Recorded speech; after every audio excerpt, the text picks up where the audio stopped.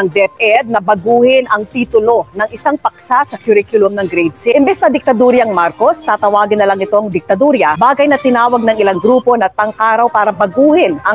Diktadurya pala eh. Hindi naman pala pinakamagaling na presidente ng buong mundong Marcos, hindi naman pala. Kumbaga, tinanggalan lang ng pangalan. Diktadurya. Sa tingin ninyo, tama ba o mali yung diktadurya na yan? Tama ba o mali yun? Dapat diktaduryang Marcos. Gagawin na lang diktadurya. Ay nyo ba okay yun? Lagay nyo nga yung comment nyo dyan kasi ako, parang sa akin okay naman. Pero lagay nyo nga yung comment nyo kung hindi. Kasaysayan. Hindi pa rin naman daw pinal ang direktiba na nataon pa naman ilang araw bago ay ika-51 anibersaryo ng deklarasyon ng martial law. Yun lang ang masaklap. Kasi balak nilang baguhin. Ngayon, nagalit ang tao. Ba't nyo baguhin?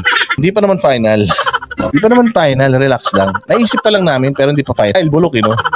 Kung makakalusot lang, makakalusot. Kung hindi, di sana.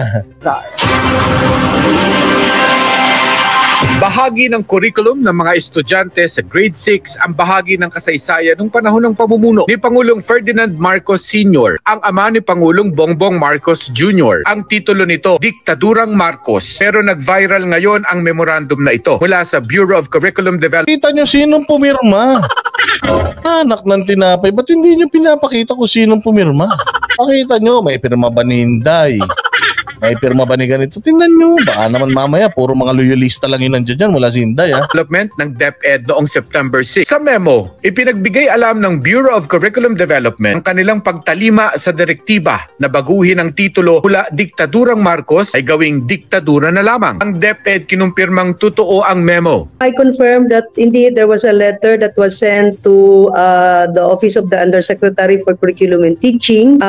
This was made by our Bureau of Curriculum Development Specialist. This was submitted to my office and then forwarded to the Office of the Undersecretary for Curriculum and Teaching. Sabi nga, bakit ba yan? Porn ba yan? Yung koronel na nag-positive sa drugs. Pinakita nyo yung mukha, sinira nyo yung buhay.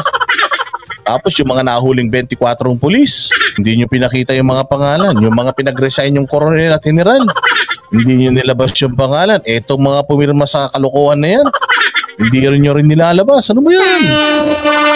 Binalita nyo pa. Sana hindi nyo na binalita para talagang concealed na bago concealed. Bago ang ika-51 anibersaryo ng deklarasyon ng martial law na sinasabing nauwi sa malawakang paglabag sa karapatang pantao sa bansa noong panahong iyon. Kaya naman gano'n na lang ang pagtutol ng ilang grupo. Sabi ng Alliance of Concerned Teachers, ang karaw sa akin, boss, di dapat baguhin ang totoo. Kailangan malaman ng mga bagong henerasyon ng history, which sa akin din. Dapat let's keep it that way kasi hindi naman kinahirap ng Pilipinas yan hindi naman kasi dapat, alam mo, sabi ko nga, yung masamang alaala nung kanilang tatay, yung panahon, kasi ikaw ba naman, nagsilbi ka ng 20 mahigit na taon Kumbaga yung masamang alaala nung panahon ng tatay mo, kung gusto nyo talagang makalimutan yon, maniwala kayo, gumawa kayo ng tama, Marcos Jr., emailed me, at kung sino pa yung mga politiko ng mga Marcos dyan, gumawa kayo ng tama, itama nyo lahat. Kumbaga, kailangan kumikintab, makinis yung inyong pamumuno para walang masabi yung mga tao sa inyo. Kasi kung ang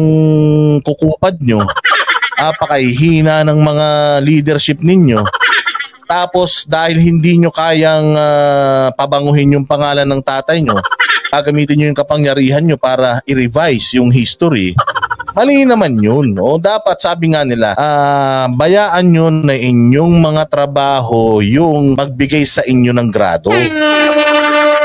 Pabayaan nyo na mabura yung masamang alaala ng panahon ng inyong ama ng husay, galing, ganda ng pamumuno nyo. Ang problema, saan taon mahigit na kayo? Puro batikos ang inaabot nyo, gawa ng... baka nga yung tatay nyo naging diktador na ng naturingan nyo, baka mas magaling pa sa inyo Gumawa kayo ng tama. Sabi ni Liza Pem, gumawa kayo ng tama. Oo. Wala. Hindi kayo gumagawa ng tama. Kaya wala. Ganyan ang gagawin nyo. Babaguhin nyo yung history. Pangit yan. Ito para baguhin ang kasaysayan. Insulto rin daw ito sa mga biktima ng human rights violations noong martial law. Ganito rin ang sabi ng ilang mambabatas. Naniniwala ang kabataan na hindi dapat malimot ng ating kolektibong Baguhin na pala. Baguhin na. Baguhin na yung history. Gawin na lang diktadorya. Gawin na. Okay na. Okay na. Huwag na magsalita yan. Okay na. Okay na yun. Okay na yun. Mas maganda pala yung diktadorya. Ito kasi mga to, panira itong mga animal na ito eh. pag-alala na ang panahon na ito ay isang Okay na eh. Forward natin. Pucha, ayaw kitang pakinggan. Wala namang kwenta yung sasabihin. Puro ka lang naman dyan. Puro ka lang naman pa-speech Ito ng dyan. Bureau of Curriculum Development ng DepEd. Hindi po yan revisionism because ultimately and inevitably in the discussions of these, it will always lead to sino ba ang nagpatupad dito. Hindi ba nagpatupad yan? Di ba presidente nag-declare ng martial law? Ano ba ito si ate? Hindi nag-declare ng martial law? Si Enrile ba? Si Cory ba? Diba si Marcos ang nag-declare ng martial? Meron pa siya, I will now declare martial law. Ang nag-declare ng martial law? Kung hindi siya nag-declare ng martial law, kahit sabihin niyo pa, kung hindi ako nag-declare ng martial law, di sana ano na tayo ngayon, komunista na tayo. Regardless, ang punto nga is nag-declare ka ng martial law tapos umabuso yung mga sundalo, PC, mga pulis, umabuso sila dahil doon sa ibinigay mong kapangyarihan sa kanila na sino may kasalanan, sila o ikaw. Command and responsibility. O ikaw ang presidente, lahat ng mangyayari na kabulastugan at magaganda nung panahon mo, sa'yo ang sisi. Kasi ganito yan ang mahirap kasi sa mga loyalista. Lahat ng magagandang ginawa, 13-month bonus, nilista pa nila yan. LRT, PICC, Heart Center, Lung Center, Kidney Center. Kapag kagalit kayo kay Marcos, huwag kayong gagamit niyan. May ganun sila eh. Ito ang punto. Okay naman yung mga bagay na yan. Lahat ng magaganda, ina-acknowledge nila. Ng mga pangit, pucha, ayaw nilang i-acknowledge. Dapat, kung ina-acknowledge nyo yung magagandang nagawa ni Marcos Sr. noon, dapat yung mga pangit, yung mga nabiktima, dapat mahiya din kayo sa kanila, i-acknowledge nyo rin yun, akuin nyo rin yun. Kasi nangyari na yan. Kumbaga, wala naman kayong mga control dyan. Ito yung mga Marcos na mga buhay pa ngayon, wala naman silang control. Kaya nga, ang pinakamaganda sanang bawi, anuhin ko na lang, yung pangalan ng tatay ko, lilinisin ko, gagaling ko maging presidente. Mas gagalingan ko kaysa sa kanya yung nagawa niya ng 25 years, gagawin ko pa lang ng 2 taon. Lahat ng nagawa ni PRD ng 6 na taon, gagawin ko ng 2 taon.